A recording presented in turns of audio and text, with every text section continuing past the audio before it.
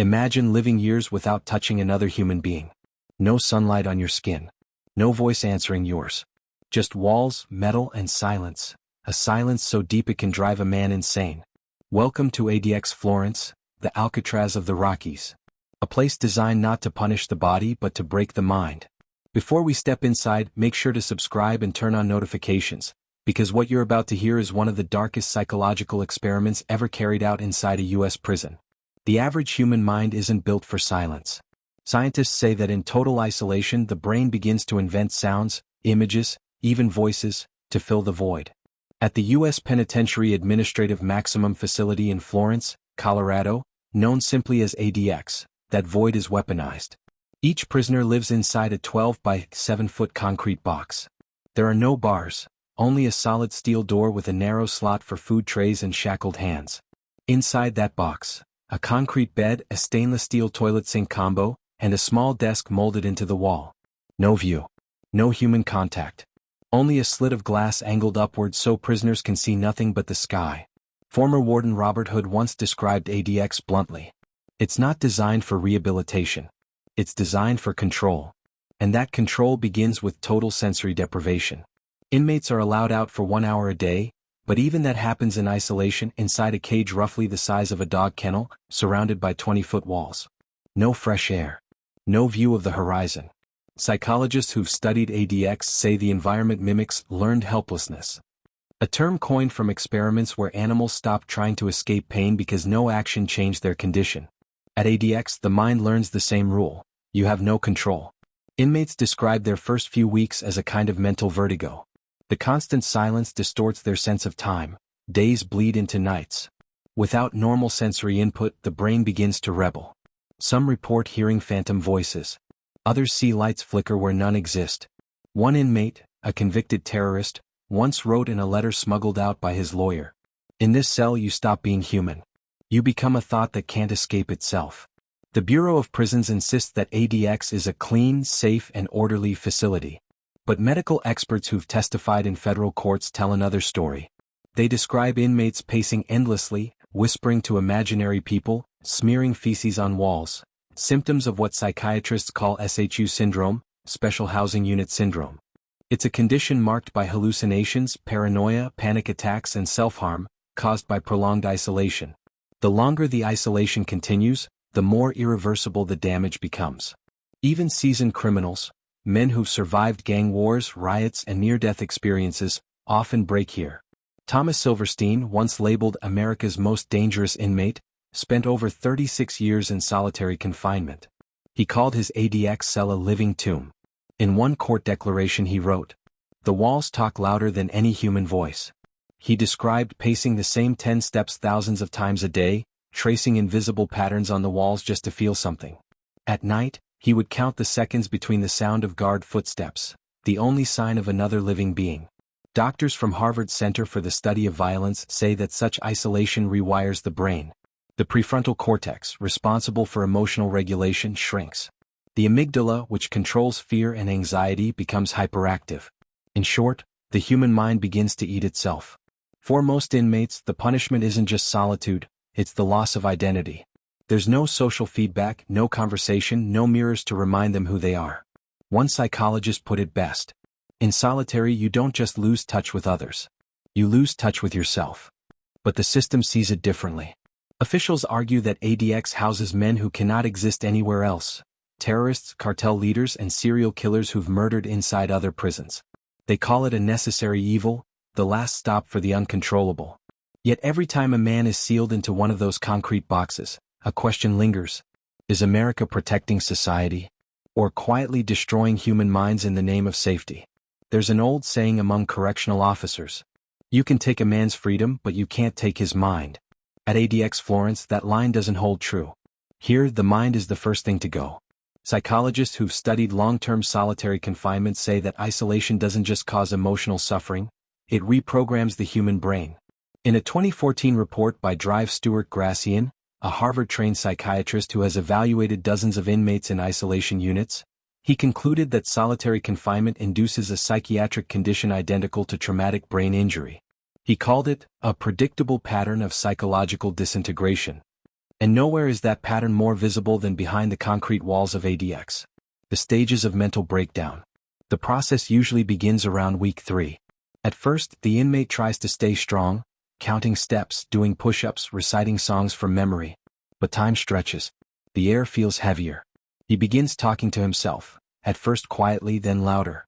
Within a few months, even the strongest personalities start fragmenting. Letters from ADX describe a haunting consistency. Sleep deprivation, constant anxiety, hypersensitivity to noise, hallucinations of movement in the walls. Inmates often say they can hear the fluorescent lights or feel the hum of the ventilation system beneath their skin. Clinical studies from the Journal of the American Academy of Psychiatry and the Law show that prolonged isolation leads to heightened cortisol levels, the stress hormone linked to paranoia and aggression. But here's the paradox. There's no one to be aggressive toward but yourself. So the violence turns inward. Self-mutilation, suicide attempts, and hunger strikes become desperate acts of control. Inmates slash veins, swallow batteries, or bang their heads against the wall, not to die but to feel something they can still control. In one case documented by the Marshall Project, an inmate named Jose Martin Vega opened his wrists with a piece of sharpened plastic after 12 years in solitary. He survived. But when psychologists interviewed him months later, he couldn't explain why he did it. His answer was chillingly simple. I just needed to see color again. The science of sensory deprivation. Human beings are social, sensory creatures. We're built to process thousands of stimuli every minute, the sound of conversation, the shift of sunlight, the brush of fabric. In solitary confinement, those inputs are stripped away. The brain, deprived of data, begins to invent its own.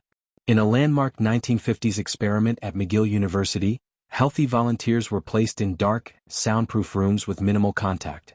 Within 48 hours, participants began hallucinating. By day 3 they were begging to leave. By day 5 their cognitive abilities had collapsed. They couldn't do simple math, remember sequences, or distinguish dreams from reality. Now imagine that, not for days but years.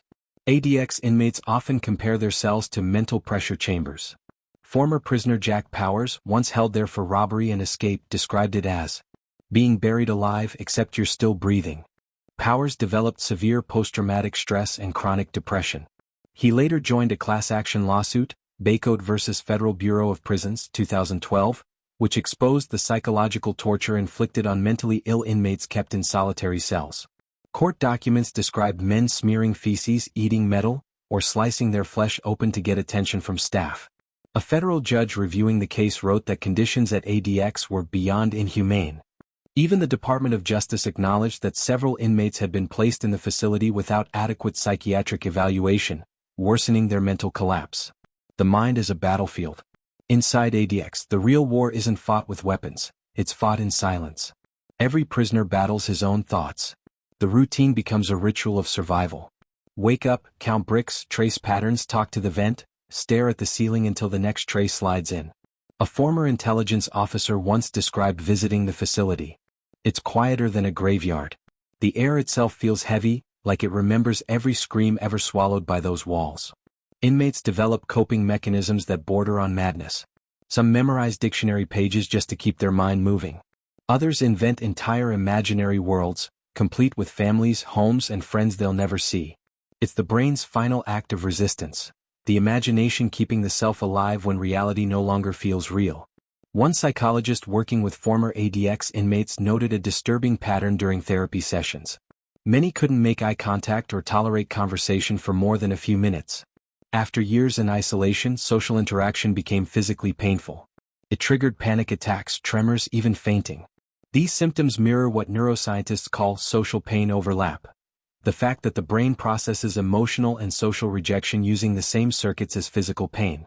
Meaning, being ignored for years hurts the same as being physically beaten. And in ADX Florence, that pain is endless, because there's no visible wound, no bandage, no timeline for recovery. The invisible experiment. Critics argue that ADX has become a living laboratory for studying human degradation under isolation, an experiment without consent or oversight. Human rights organizations like Amnesty International and the United Nations Committee Against Torture have repeatedly condemned its design, calling it a violation of international law. The UN's Mandela Rules, revised in 2015, explicitly define solitary confinement longer than 15 days as torture. Yet dozens of men at ADX have been held for over a decade. Officials counter these claims by citing security. ADX houses men like Ramzi Youssef, the 1993 World Trade Center bomber, Terry Nichols, the Oklahoma City conspirator, and Ted Kaczynski, the Unabomber, until his death in 2023. But even among this group, many show clear signs of mental deterioration. A former corrections official admitted under anonymity, "We built a prison for monsters. But the longer you work there, the harder it becomes to tell who the monsters really are." In a world where walls have ears, ADX Florence is the one place where words almost never escape. Yet, over the years, a handful of letters have slipped through, smuggled by attorneys, published in court filings, or released through human rights reports. They are raw, trembling fragments of consciousness from men trapped inside concrete silence. Each one reveals what happens when the mind begins to unravel, and the soul searches for a reason to keep breathing. A voice through the vent. One of the most haunting letters came from Jack Powers, the same inmate who joined the Bacote versus Federal Bureau of Prisons case. He spent more than 12 years in solitary confinement, years that changed him forever. In a 2014 correspondence to his lawyer, Powers wrote, "I have conversations with the air vents. I don't know if someone is there, but I talk anyway. It's the only place that doesn't ignore me. Sometimes I hear a faint whisper back. Maybe it's real. Maybe it's me." Powers began as a small-time bank robber and escape artist. He was never a killer, never a terrorist. Yet, his repeated escape attempts branded him a security threat. That label was his sentence to ADX, a place he called a factory of ghosts. He described inmates communicating through plumbing pipes, knocking in coded rhythms just to confirm that another human existed beyond the wall. One tap for yes, two for no. Entire friendships formed between men who never once saw each other's faces. But even those fragile connections could vanish overnight when guards moved prisoners to different tiers, erasing years of desperate human contact with a single order. The Unabomber's Mind Diary. Among the most infamous inmates ever to occupy an ADX cell was Ted Kaczynski, the Unabomber. A Harvard graduate turned domestic terrorist, Kaczynski mailed bombs across the U.S. for nearly 2 decades, killing 3 and injuring 23 before his capture in 1996. While most saw him as a monster, his writings from ADX reveal a different kind of decay, intellectual, psychological, and deeply human. In letters obtained by Harvard Magazine and the Washington Post, Kaczynski detailed the crushing monotony of his life inside the Supermax. "The silence is total. The walls have no echo. My thoughts are my only company and they circle me like vultures. I have lost all sense of proportion. A single ant becomes an event." For a man obsessed with freedom from modern control, his punishment was poetic irony, complete domination by structure and confinement.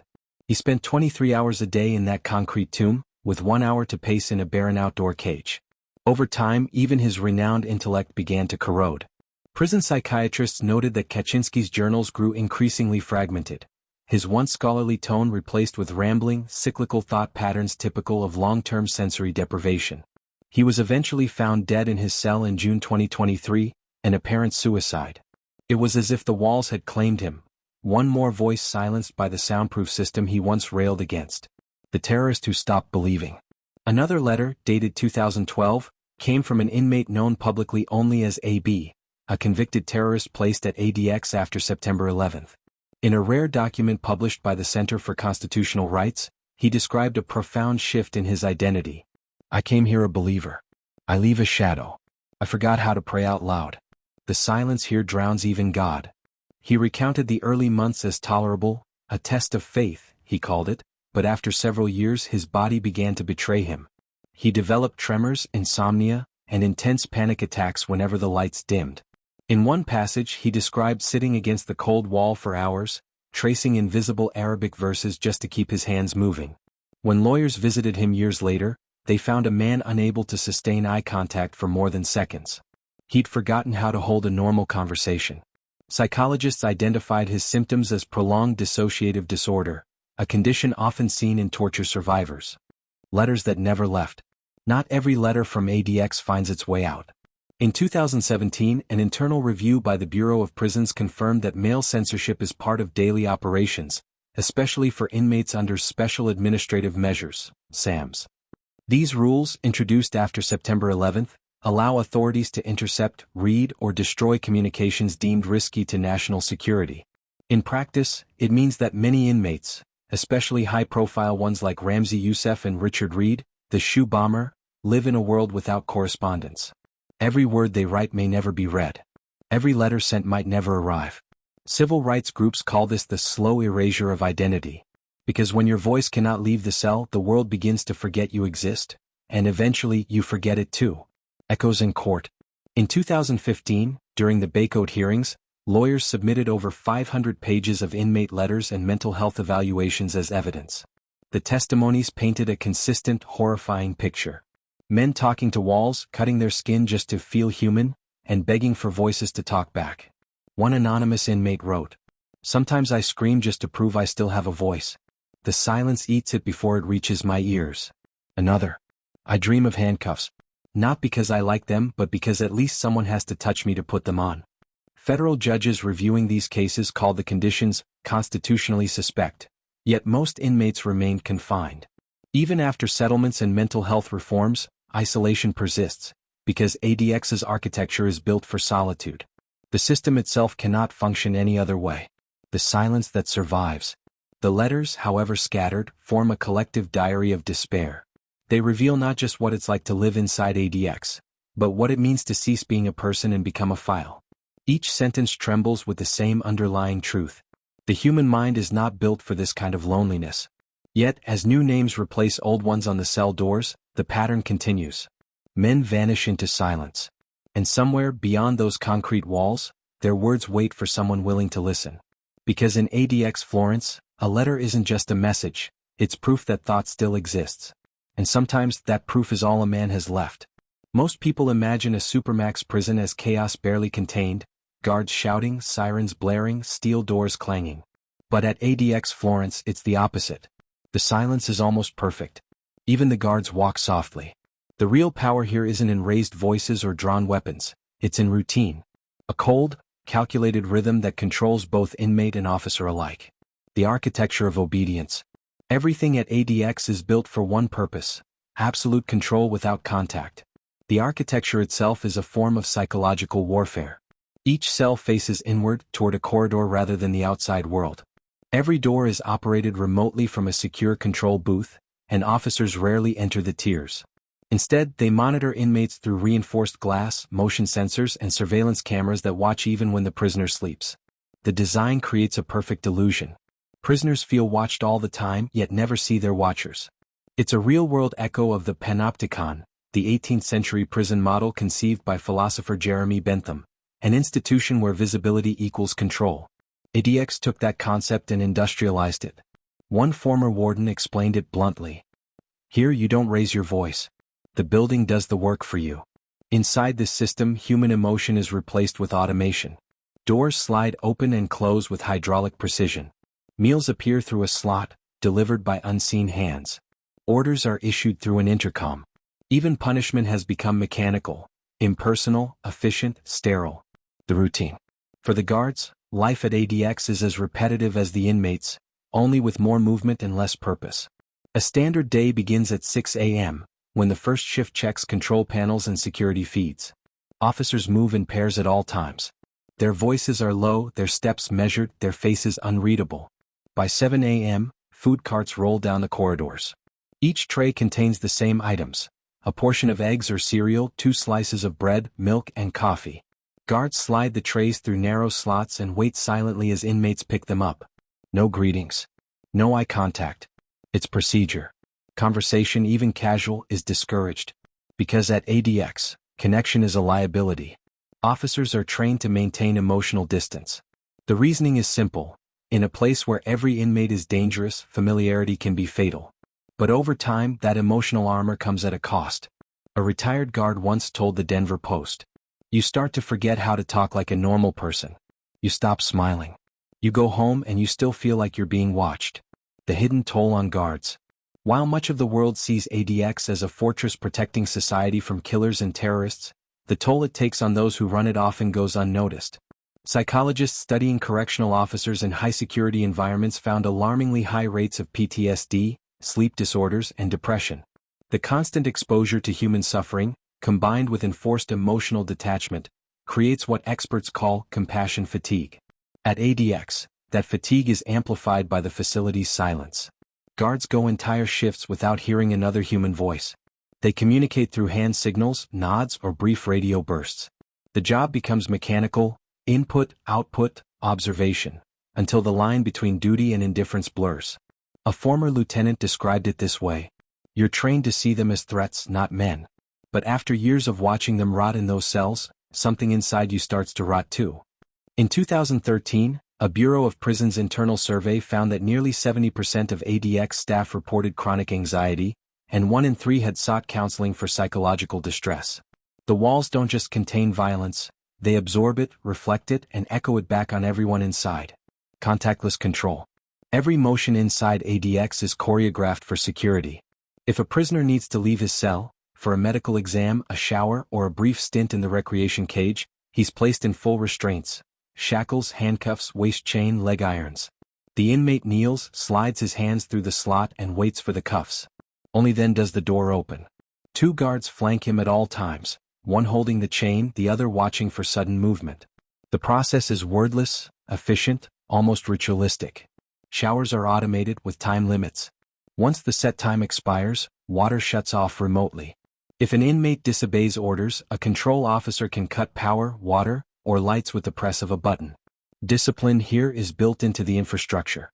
No need for confrontation when electricity does the commanding. This contactless system minimizes violence, but it also erases humanity. An officer who never touches, never speaks, and never listens ceases to be human in the eyes of the inmate. He becomes part of the machinery, another extension of the walls. The psychology of power. The guards who survive long-term at ADX share a specific mindset: detachment disguised as discipline. They believe in structure, hierarchy, and control, but deep down they know they're managing something that doesn't feel natural. Human beings are not meant to control other humans through screens, locks, and silence. And over time that tension leaks through. Dr. Craig Haney, a psychologist who has interviewed both inmates and staff at Supermax prisons, described ADX as a self-contained ecosystem of trauma. He observed that the psychological distress of prisoners mirrors that of their keepers. Both groups exhibit paranoia, emotional numbness, and hypervigilance. The difference is one wears a uniform, the other a jumpsuit. In one interview, a correctional counselor revealed that she'd begun having recurring nightmares after working at ADX for 5 years. "In the dream, I'm the one locked in the cell, but I can still hear myself giving orders through the speaker. It's like I became the prison." The quiet machinery. The beauty, and the horror, of ADX is that it functions perfectly without noise. No riots, no screams, no chaos. Just a smooth, seamless system of isolation, monitored by screens and sealed by concrete. It's a place where control is so complete it becomes invisible. But that invisibility hides a grim truth. The more efficient the system, the less room there is for mercy. And in the process of controlling others, everyone inside, guards and inmates alike, loses a little more of their humanity each day.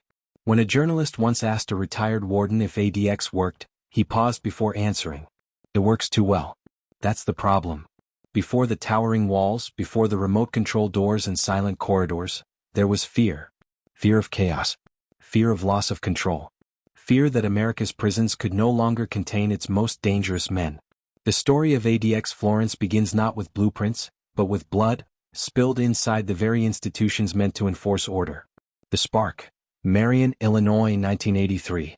On October 22, 1983, 2 correctional officers, Merle Klutz and Robert Hoffman, were murdered within hours of each other inside the U.S. penitentiary at Marion, Illinois. Both killings were carried out by members of the Aryan Brotherhood, a white supremacist prison gang. The attacks were coordinated, swift, and brutal.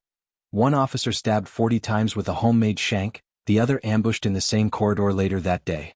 In the aftermath, the Federal Bureau of Prisons (BOP) made a decision that would change U.S. corrections forever. Marion was locked down. Every inmate confined to his cell 23 hours a day. No communal meals. No recreation. No movement. What was meant to be a temporary emergency response soon became a permanent operating model. The Marion lockdown was born, the first experiment in total control inside a federal penitentiary. Warden Ralph Aaron famously described it as control through isolation. But behind that phrase was the seed of something much darker, the belief that safety required psychological suffocation. Over the next decade, as prison violence continued nationwide, the idea spread, and Washington took notice. The birth of a monster, designing ADX. By the early 1990s, the U.S. prison system was at a breaking point. Gang wars in California, racial riots in Texas, and escapes from high-security prisons forced federal officials to rethink their approach. They wanted a place so secure that escape was impossible, and so isolating that violence would die before it started. In 1991, under the Bush administration, Congress quietly approved funding for a new kind of penitentiary. The official name, United States Penitentiary Administrative Maximum Facility, Florence, Colorado. The unofficial name, ADX.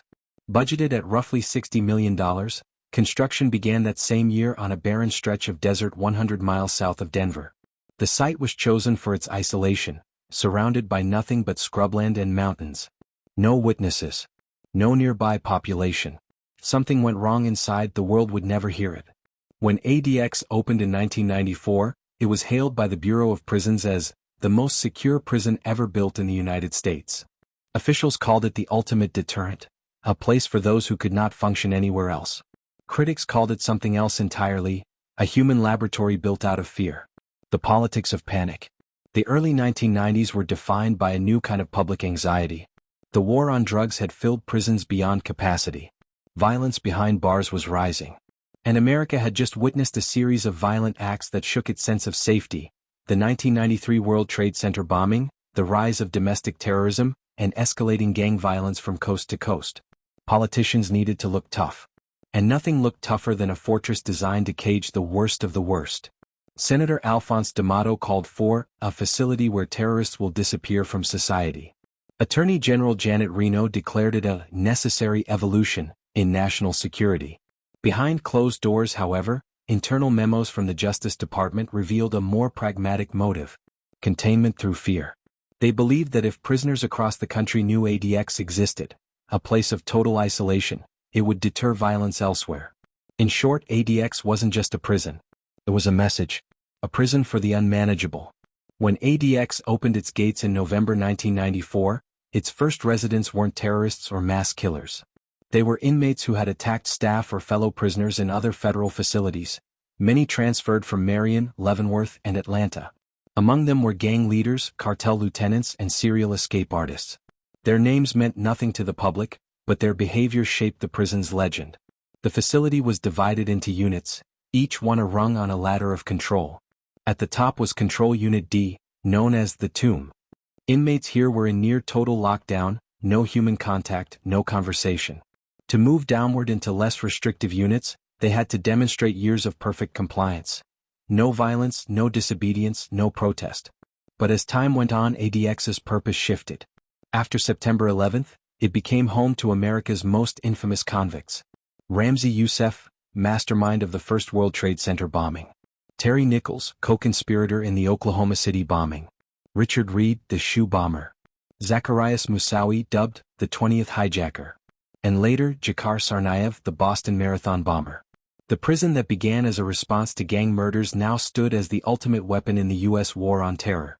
Each new inmate added another layer to its mythology, until ADX became more symbol than structure, more fear than fact. The price of perfection. Politicians praised ADX as an engineering marvel, but human rights experts saw something else: institutionalized psychological torture. From the moment it opened, advocacy groups warned that extreme isolation would destroy the minds of those inside. The government ignored them. After all, the point of ADX wasn't rehabilitation. It was control. But even perfection has a cost. By the late 2000s, lawsuits began piling up, from inmates like Silverstein, Powers, and Bacote, all claiming their mental health had deteriorated beyond repair. Doctors who examined them described symptoms identical to torture survivors: hallucinations, severe anxiety, suicidal ideation. Still, for the Bureau of Prisons, ADX was working exactly as designed. No riots. No escapes. Only silence. That silence, though, was the sound of something deeper, a moral question echoing inside every concrete corridor. If security requires the destruction of the human mind, is it still justice? The legacy of fear. Every brick in ADX Florence was laid not just with concrete, but with paranoia. It was built from the ashes of Marion, fueled by the terror of the 1990s, and justified by the politics of control. To its defenders, it's the last line of defense against chaos. To its critics, it's proof that a nation can imprison the body and still lose its soul. Because ADX isn't just a prison that holds men. It's a mirror, showing what a society is willing to become when fear takes the throne. In the desert silence of southern Colorado, the lights of ADX Florence still burn, day and night, never fading. From a distance, it looks like any other government complex. Beige walls, chain-link fences, guard towers. But inside, behind those layers of concrete and steel, lies something far more enduring than punishment.